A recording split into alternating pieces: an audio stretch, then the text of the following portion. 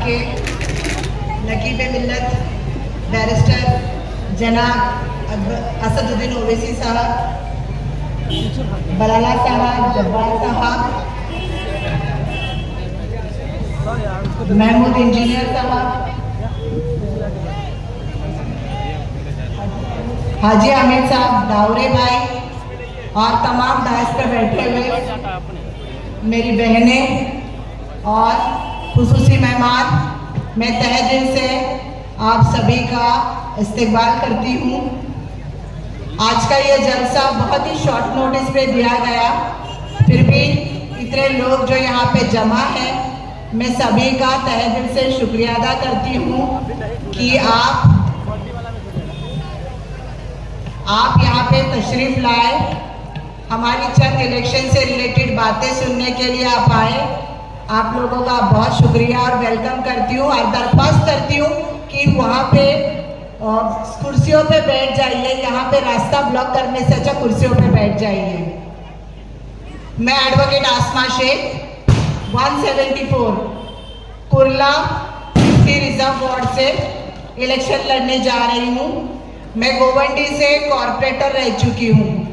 यहाँ पे पार्टी ने मुझे भरोसा करके यहाँ से टिकट दिया और मैं इस भरोसे पर पूरा उतरने की पूरी कोशिश करती हूँ और तमाम यहाँ पे कसाईवाड़ा, भंटर भवन, कुरेश नगर के लोगों से आज इस जायज से ये वादा करती हूँ कि हम मजलिसी सिपाही भागने वालों में से नहीं है। हर लड़ाई आपकी लड़ाई, चाहे वो गली से दिल्ली तक की होगी, हम सड़कों पर उतरकर आपके साथ में खड़े रहकर हर लड़ाई का, हर नाइंसाफी का पूरी तरह से बदला लेंगे। मेरे भाइयों, ये दुश्मन समझ ले, पत्ते सूखे पत्ते नहीं है हम, सूखे पत्ते नहीं है हम जो उड़ जाएंगे। जाके तूफानों से कह दो औकात में रहे। भाइयों, यहाँ पे बहुत बड़ी लड़ाई हो रही है। इस साल विधानसभा के इलेक्शन में यहाँ जो कुर्ला विधानसभा है, यहाँ पे टक्कर की कांटे की लड़ाई हो रही है, क्योंकि आप लोगों का साथ, आप तमाम भाइयों का, मेरी बहनों का साथ इस बहन को मिल रहा है। ये घड़ी है इंसाफ की, ये घड़ी है, ये वक्त है जो ज्यादतियां हुई इस कुरेश नगर, इस कसाईवाड़ा में, उसका एक एक हिसाब लेने की। भूल गए भाइयों, आपका रास्ता बंद करवाया गया, याद है ना? जरा बोलिए, याद है कि नहीं? आपका जो सालों से रास्ता जो आप लोग यूज कर रहे थे, उसको बंद कर दिया गया। और बंद करने के बाद ये बिल्कुल शर्मिंदा नहीं हुए। ये तमाम लोग, ये जो शिंदे गुट के हैं, ये जो यूबीटी गुट के हैं, ये तमाम क्रेडिट लेने के पीछे लगे हुए थे कि मैंने किया। मस्जिदों पे आसान हो रही थी, उसकी वीडियो बनाकर रिट पिटीशन फाइल की गई है। इनके शौहर, ये जो आज भाई वोट दो, भाई वोट दो, अरे ये आज इलेक्शन का वक्त है इसलिए आपको भाई कह रहे, वरना इनके दिल में है। और ये बाद में जैसे इलेक्शन खत्म होगा, हम तमामों को क्या बोलेगा, कहेगा भाई तू तो कसाई।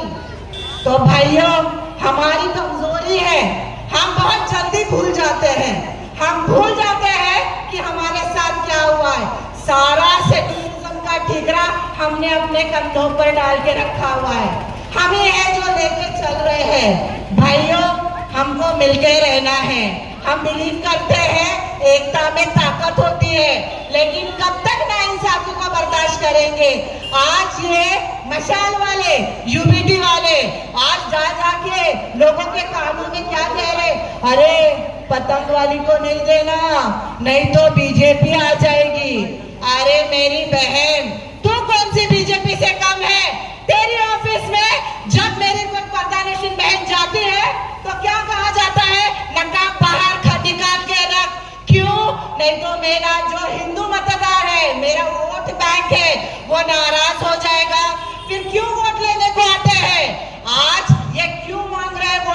टोपी वालों से, ये क्यों मांग रहे वोट मेरी नकाब वाली बहनों से?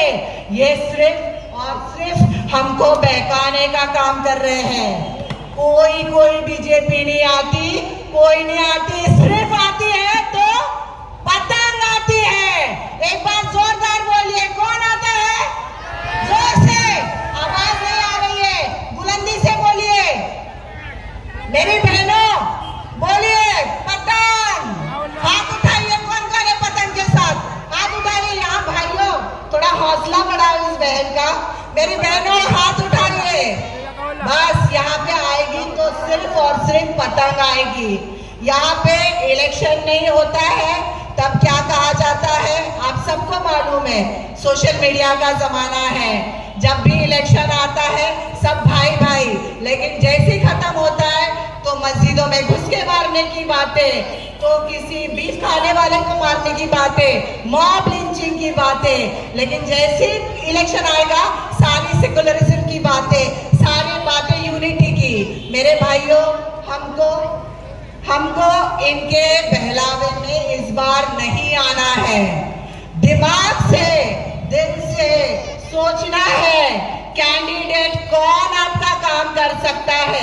एक को तो 10 साल से देख रहे हैं और एक सिटिंग कॉर्पोरेटर है 169 से, उसको पूछिए अपने वार्ड का विकास हो गया जो आज पूरी विधानसभा का विकास करने निकली है? आप सबको पता है वार्ड का क्या विकास हुआ है। आज भी लोग वहां पे परेशान है, जिन्होंने वोट दिया वो परेशान है। कोई बहकावे में बताओ, बाद में पछताना पड़ेगा। अपने वोट का हक है, उसको सोच समझ के पतंग को डालिए, देखिए कि आपकी लड़ाई कौन लड़ने वाला है। मेरे भाइयों, अभी हम सभी हमारे रकीब मिल्लत जनाब बैरिस्टर असदुद्दीन ओवैसी साहब को सुनने वाले हैं। आपने मेरी बातें सुनी, उसके लिए तहे दिल से शुक्रिया। मैं अपने 2 बातें यही खत्म करूंगी। जय भीम, जय भीम।